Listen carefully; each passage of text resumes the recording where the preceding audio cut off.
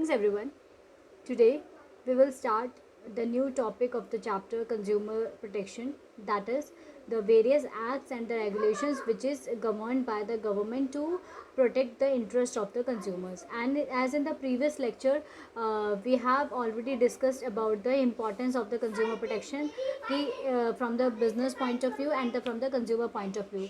Today we will discuss about the various acts and the various regulations which is governed by the government in order to protect the interest of the consumers. So let us start the topic कि what are the acts, what are the जो आपके legal protection है consumers को क्या दी गई हैं. तो legal protection में इंडियन गवर्नमेंट जो इंडियन लीगल फ्रेमवर्क है, जो इंडियन लीगल फ्रेमवर्क है consist of a number of regulations which provide protection to the consumers. यानी कि जो इंडियन लीगल फ्रेमवर्क है वो बहुत सारे वेरियस नंबर्स ऑफ रेगुलेशंस हैं जो प्रोवाइड करते हैं protection to the consumers as per the right to information act. This is the ये जो आपका ये है right to the information act. ये राइट टू इन्फॉर्मेशन एक्ट 2005 है.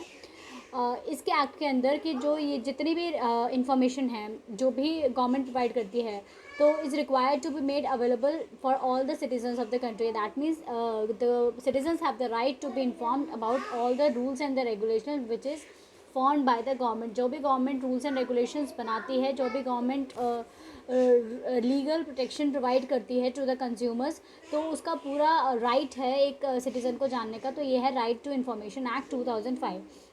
Just remember the dates. जो भी डेट्स होती हैं, जो भी ईयर्स होते हैं हर एक्ट्स के, वो आपको याद रखने हैं. ये इंपॉर्टेंट है कि आपको राइट टू इन्फॉर्म मतलब जितने भी एक्ट्स हैं वो आपको ध्यान में रखने हैं. Section 4 Right to Information Act, Section 4 all relevant information is required to be made available to all the citizens of the country. जो अदर रेगुलेशंस हैं, ये बहुत सारे एक्ट्स हैं जो कंज्यूमर्स के लिए बनाए गए हैं. सबसे पहला जो एक्ट है, जब first number act is the consumer protection act 1986. इसके बारे में ही हम पूरा चैप्टर में पढ़ेंगे कि व्हाट इज़ दिस एक्ट. तो बहुत सारे एक्ट्स बनाए हैं गवर्नमेंट ने in order to protect the interest of the consumer. तो first act is the consumer protection act. तो this act, the consumer protection act 1986 seeks to protect, यानी कि ये एक्ट क्या कहता है, this act seeks to protect the and promote the interest of the consumers. The act provide safeguards to consumers against the defective goods. यानी कि जो ये एक्ट है वो प्रोटेक्ट करता है consumers against the safety defective goods, deficient services या फिर अनफेयर ट्रेड प्रैक्टिसेस या फिर other forms of their exploitation.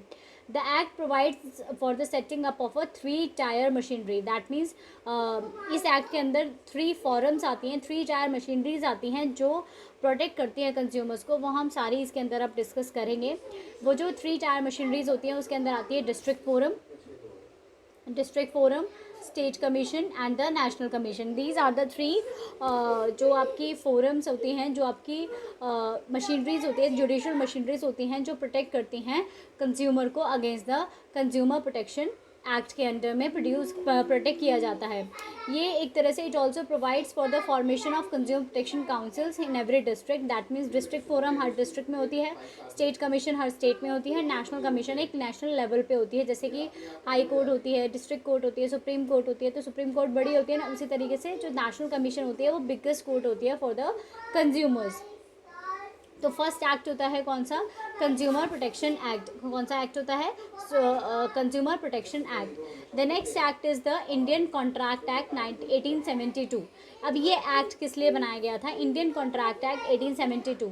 The act lays down the condition in which the promises made by parties to a contract will be binding on each other. That means ये जो act है ये जो है laid down the conditions in which the promises which is made by the parties to a contract will be binding on each other. That means जो भी दो बंदों के बीच में जो भी कॉन्ट्रैक्ट होता है तो they are bound to follow that contract, यानी कि बाउंड है. अगर वो किसी ने इंडियन कॉन्ट्रैक्ट एक्ट 1872, ये आप हायर क्लासेस के अंदर पढ़ेंगे, एक इंडियन बिजनेस लॉ करके एक बुक आती है, उसमें आप इन सारे एक्ट्स के बारे में डीपली पढ़ोगे.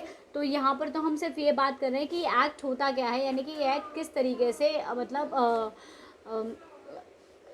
किया जाता है। इसमें क्या होता है बस आप इसमें यहाँ देखेंगे तो इंडियन कॉन्ट्रैक्ट एक्ट 1872, इन सब के आपको डेट याद रखनी है। डेट मतलब ईयर याद रखना है कि ये कब लॉन्च हुए थे और इसका जो मेन मोटिव है वो क्या है।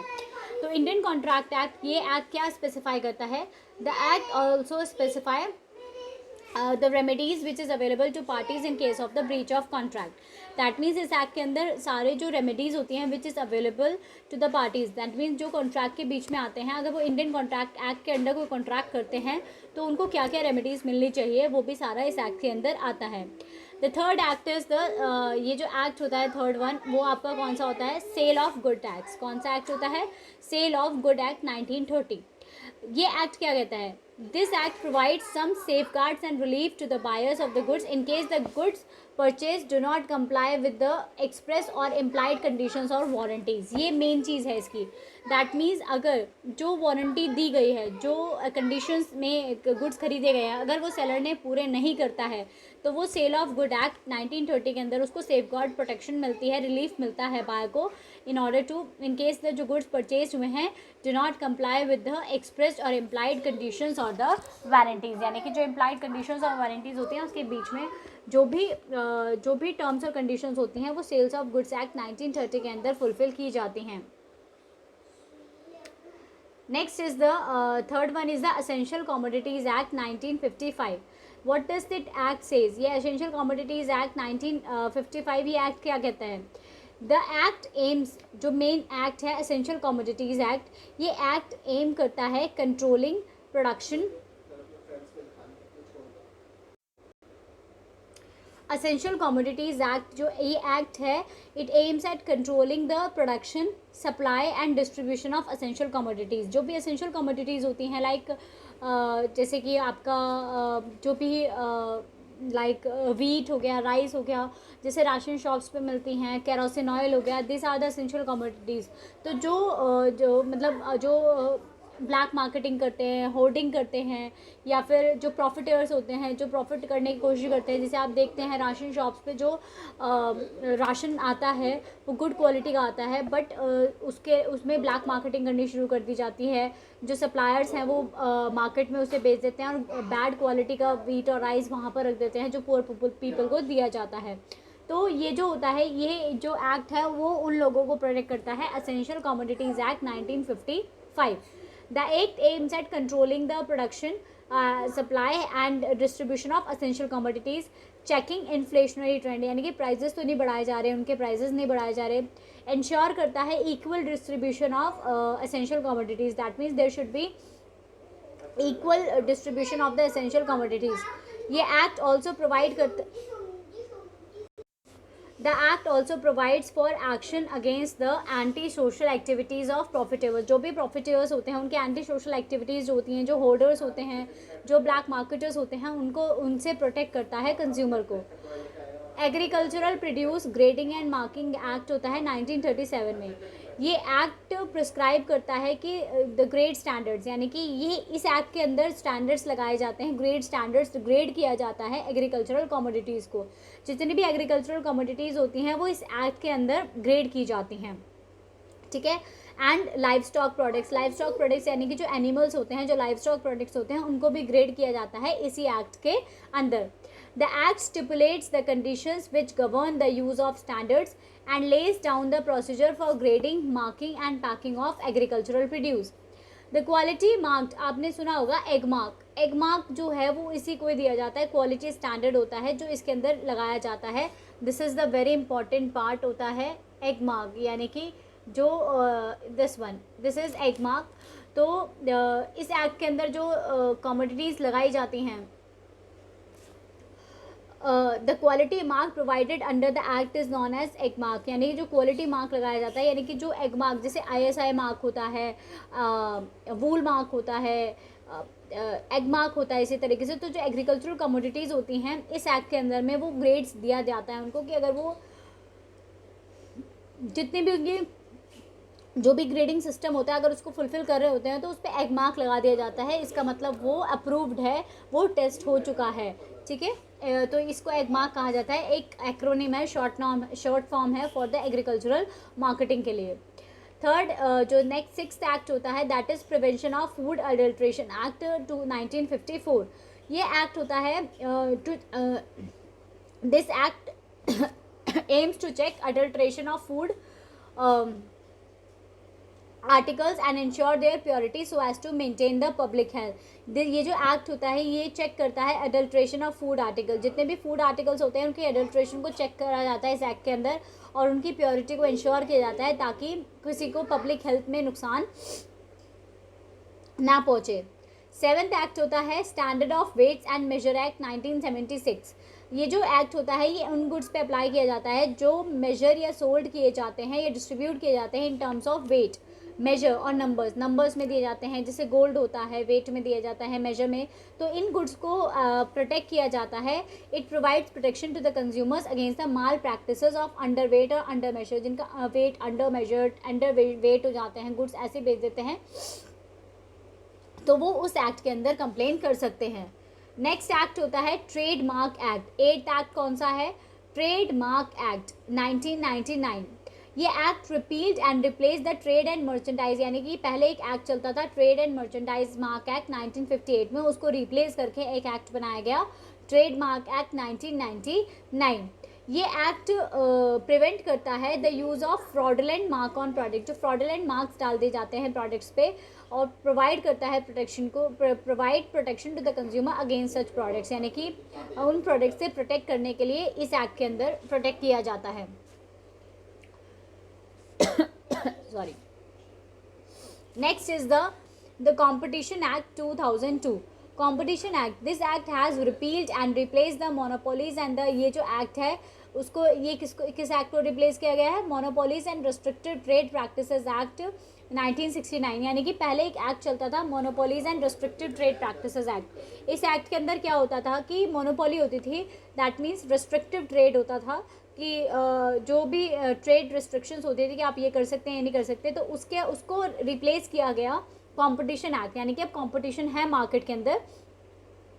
ये एक्ट प्रोवाइड करता है protection to the consumer in case the practices adopted by business firms which hampers the competition in the market. यानी कि कॉम्पिटिशन की वजह से वो कंज्यूमर को हानि पहुंचा रहे हैं, कंज्यूमर को लॉस पहुंचा रहे हैं, तो उस एक्ट से प्रोटेक्ट किया जाता है competition act 2002. Last act is the bureau of Indian standard act. यानी कि जहाँ ISI मार्क दिया जाता है, ये होता है bureau of Indian standard act 1986. ये भी कंज्यूमर एक्ट वाली ही ईयर बनाया गया था. The bureau of Indian standard act 1986. ये बहुत इंपॉर्टेंट एक्ट है. जो ब्यूरो होता है Indian standard has been set up under the act. The bureau has 2 major activities. That means इनकी 2 काम होते हैं. ये बहुत इंपॉर्टेंट है, ये आपको ध्यान रखना है कि जो ब्यूरो के होते हैं has 2 major activities. First is the, ये जो फर्स्ट है this is first is the formulation of quality standards for goods and their certification. That means first जो होता है their formulation of quality standards. The Bureau has 2 major activities. First is the formulation of quality standards. यानी कि quality standard को formulate करना. First क्या होती है? Formulation of quality standards for goods and their certification through BIS certification scheme. ये बहुत important है कि उनका सर्टिफिकेट निकाला BIS सर्टिफिकेशन स्कीम से. मैन्युफैक्चरर्स को परमिट किया जाता है to use the ISI mark on their product. तभी परमिट किया जाता है जब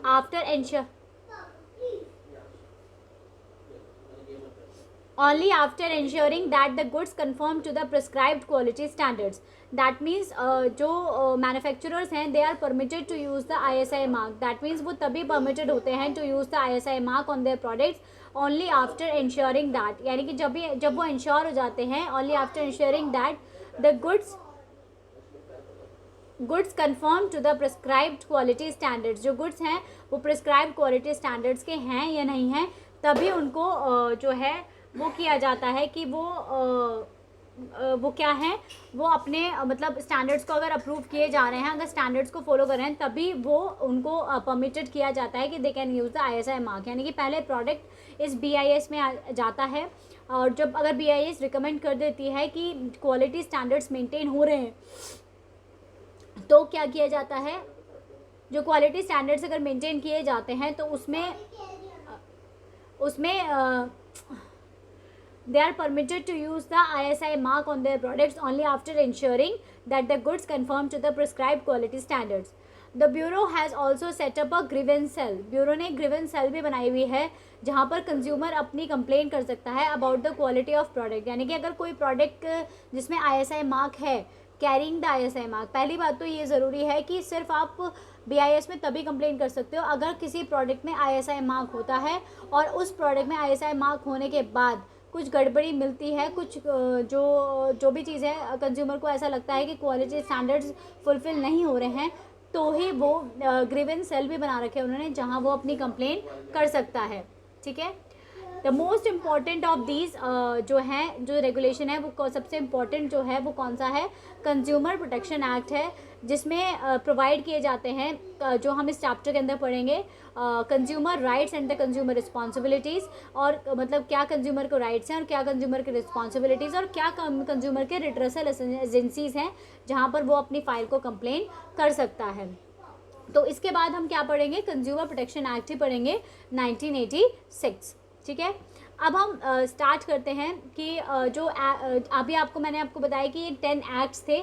आपको सिर्फ इन एक्ट्स के बारे में आपको पता होना चाहिए कि कौन सा एक्ट क्या करता है, बस इतना याद रखना है और उनके ईयर्स याद रखने हैं. ठीक है. अब हम बात करते हैं कंज्यूमर प्रोटेक्शन एक्ट की. What is consumer protection act? Very important part अब शुरू हो रहा है यहाँ से. कंज्यूमर प्रोटेक्शन एक्ट, जिसे शॉर्ट फॉर्म में CPA भी कहा जाता है, कंज्यूमर प्रोटेक्शन एक्ट 1986. ये किस लिए बनाया गया है? ये जो इसकी डेफिनेशन है, this is the definition.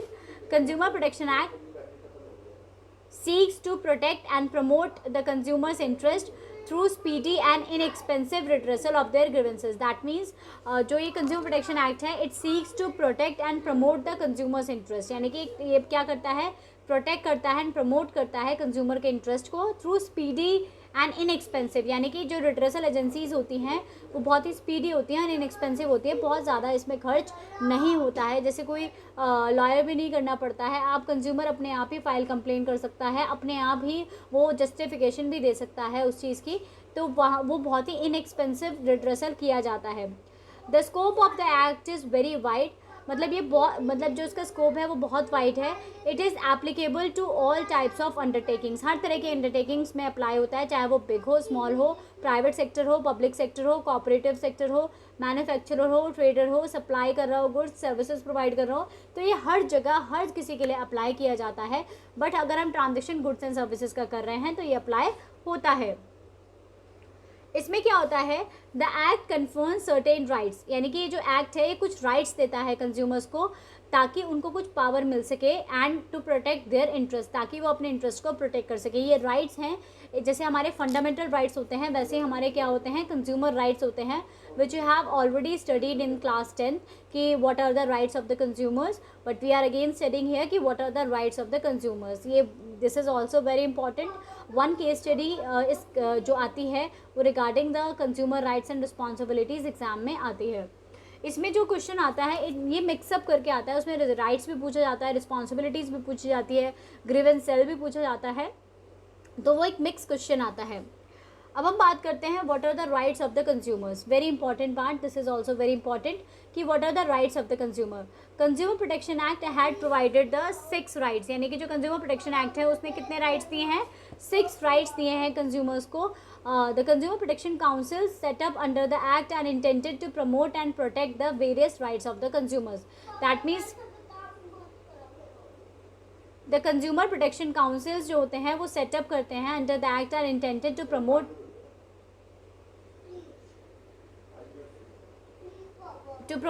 and protect the various rights of the consumers. ये जो rights होते हैं उनमें से सबसे first right जो होता है that is the right to safety. What this right says? The right to safety means the consumer has a right. Consumer को right होता है to be protected against the goods and services which are hazards to life and health. That means with those goods which are hazards to life and health, उनको protect करने का काम Consumer Protection Act का होता है. तो consumer has a right to be protected against goods and services which are hazards to life and health. यानी कि जो लाइफ और हेल्थ के हज़ार्ड्स होते हैं उनसे प्रोटेक्शन का पूरा राइट है कंज्यूमर को. फॉर एग्जांपल जो जैसे कि electrical, for example for example electrical appliances which are manufactured with substandard products, यानी कि जो कंफर्म नहीं होते सेफ्टी नॉर्म्स को, तो वो सीरियस इंजरी कोज कर सकते हैं। तो कंज्यूमर्स को एजुकेट किया जाता है, कंज्यूमर्स आर एजुकेटेड कि भाई उन्हें क्या यूज, कंज्यूमर्स को एजुकेट किया जाता है कि they should use the electrical appliances which are ISI marked, क्योंकि कम से कम ISI मार्क में एश्योरेंस तो होती है कि which would be an assurance of such products meeting the quality specification. और अगर ISI मार्क के बाद उन भी वो क्वालिटी स्टैंडर्ड्स उनको फुलफिल नहीं होते या कुछ हो जाता है, तो वो कम से कम कंप्लेन तो कर सकते हैं उस चीज़ की BIS के अंदर। तो consumer has a right to safety, that means they have a right to be protected against the goods which are hazards to life and health। That means जो सब स्टैंडर्ड्स प्रोडक्ट्स होते हैं जो कंफर्म नहीं होते टू द सेफ्टी नॉर्म्स, वो cause कर सकते हैं सीरियस इंजरी। तो फर्स्ट राइट समझ में आया, right to be safety, right to safety. Second right is right to be inform, that is जो सेकेंड राइट होता है वो कौन सा राइट होता है हमारा, राइट टू बी इन्फॉर्म। ये राइट ये कहता है कि the consumer has a right to have complete information about the product he intends to buy. That means अब आप देखते होंगे कि जब आप कोई प्रोडक्ट खरीदते हो तो प्रोड्यूसर उसमें सारी इन्फॉर्मेशन डालता है, इंग्रेडिएंट्स भी लिखता है, मैन्युफैक्चरिंग डेट भी लिखता है, एड्रेस भी लिखता है, अपना एक्सपायरी डेट भी लिखता है, सब कुछ होता है उस प्रोडक्ट के पीछे। तो ये क्या है, ये कंज्यूमर का राइट है कि ये प्रोड्यूसर को करना ही पड़ेगा, because consumer has a right to be informed about the, या consumer has a right to have complete information about the product, कि कंज्यूमर के पास राइट होता है to have the complete information about the product. That means जो वो खरीद रहा है, including its ingredients, date of manufacturing, price, quantity, direction for use etcetera. ये क्यों होता है, it is because of this, यानी कि ये इस रीज़न की वजह से ही है जो मैन्युफैक्चरर को करना पड़ता है कि they have to provide such information on the package and label of the product. That means they have to provide the information, उन्हें क्या देनी पड़ती है, इन्फॉर्मेशन प्रोवाइड करनी पड़ती है, सच information on the package and the label of the product. Next होता है राइट टू चूज़। जो आपका थर्ड राइट होता है वो कौन सा होता है, this is the right to choose. अब राइट टू चूज़ क्या कहता है, right to choose means consumer has the freedom to choose from a variety of products at the competitive price. Third right क्या है आपका, right to choose. That means जो seller है वो एग्रेसिव सेलिंग नहीं कर सकता है, ज़बरदस्ती नहीं कर सकता है बायर के साथ कि भाई यही खरीदो। Buyer has the full right, customer has the full right, consumer has the full right to choose from a variety of products at competitive prices. That means one consumer has the freedom to choose from a variety of products at the competitive prices. This implies that marketers should offer a variety of products, यानी कि marketers को offer करना चाहिए variety of products in terms of quality, brand, prices, size, etc. तो ये सारा जो है वो जो आता है वो किसके अंदर आता है, right to चूज़ के अंदर आता है। तो consumer has the freedom to choose from a variety of products at the competitive prices. इसका मतलब क्या है कि marketers should offer a wide variety of products in terms of quality, brand, prices, that means which allow the consumer to make choices amongst these। तभी तो manufacturers different varieties of goods दिखाता है, क्योंकि consumer has the right to choose, consumer के पास क्या होता है, राइट है to choose it. The fourth right is right to be heard. The fourth right क्या है, फोर्थ राइट हम आपका है right to be heard. What this right says, ये राइट ये कहता है हमें कि राइट टू बी हर्ड का मतलब क्या है, the consumer has a right to file a complaint. What does it right says, to file a complaint and to be heard in case of dissatisfaction with good or services। यानी कि if a consumer is dissatisfied with the good or services, यानी कि अगर consumer अपने goods and services से dissatisfied है तो वो अपने जो ही has a right to file a complaint and to be heard, यानी कि उसकी सुनी जानी चाहिए और वो अपनी कंप्लेंट को फाइल कर सकता है। It is because of this reason, इसी रीज़न की वजह से जो बहुत सारे बिजनेस फर्म्स हैं उन्होंने अपनी कंज्यूमर फर्म्स खुद की खोल रखे हैं। कॉल सेंटर्स जानते हो, ग्रीवेंसेस सेल, ये इसी वजह से खोला गया ताकि consumer has the right to file a complaint and to be heard. तो इसीलिए बहुत सारे जो बिजनेस फर्म्स हैं they have set up on their on consumer services and grievances cell, यानी कि अपने खुद के ग्रीवेंसेस सेल उन्होंने बनाए हुए हैं। वो क्यों बनाए हुए हैं, ताकि कंज्यूमर की कंप्लेंट उनके पास डायरेक्टली पहुंचाई जा सके, ताकि वो उसका सोल्यूशन खुद ही कर सकें, आगे उसे जाने की ज़रूरत ना पड़े। तो ये होता है right to be heard. That means उसकी जो कंप्लेन है वो सुनी जानी चाहिए। ये राइट वो कहता है कि business firm have setup their own consumer services and the grievances. Many consumer organizations are also working towards this direction and helping consumers in redressal of their grievances। यानी कि बहुत सारी consumer organizations भी हैं जो इस डायरेक्शन में काम कर रही हैं and helping consumers in redressal of their grievances, यानी कि consumers को help कर रही हैं in redressal of their grievances, यानी कि अपनी grievances जो उनकी problems होती हैं उनको sort out करने की कोशिश की जाती है। तो right to be heard। Next होता है राइट टू सीक रिड्रेसल। अब ये राइट और वो राइट थोड़ा थोड़ा सेम सा है बट अलग है। वहाँ पर था right to file a complaint and to be heard. That means the consumer has a right to file a complaint and right to be heard, that is right to be heard. Right to seek redressal का मतलब होता है he has a right to get relief in case और product gets fall short of his जो भी उसके expectations हैं, अगर उसके अकॉर्डिंग उसका प्रोडक्ट नहीं है तो उसे रिलीफ मिलना चाहिए। ये बहुत इंपॉर्टेंट चीज़ है कि ये जो यहाँ पर है राइट टू रिलीफ है, यहाँ पर राइट टू गेट रिलीफ ये वर्ड है, और जबकि यहाँ था right to file a complaint. इन दोनों में यही डिफरेंस होता है। बच्चे कंफ्यूज हो जाते हैं, उसमें केस बताना होता है कि कौन सा राइट मेंशन्ड है यहाँ पे। तो यहाँ पर है राइट टू सीक रिड्रेसल और वहाँ पर है right to be heard.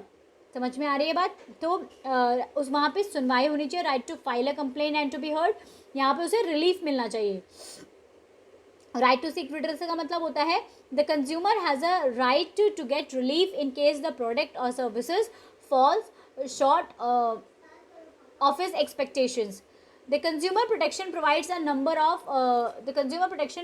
number of reliefs to the consumers। बहुत सारे reliefs provide किए जाते हैं, जैसे कि प्रोडक्ट का रिप्लेसमेंट हो गया, डिफेक्ट को रिमूव करना, removal of defect, compensation paid for any loss और injury suffered by the consumer. तो these are the reliefs which are given by the act to the consumers. ये एक्ट प्रोवाइड करता है to the consumers. That means अगर if the consumer is not satisfied with the product, तो he will get some relief regarding क्या क्या हो सकता है, replacement of the product, removal of defect from the product, compensation paid for any loss or injury suffered by the consumer। अगर consumer ने suffer किया तो उसको मिलना चाहिए, क्या मिलना चाहिए?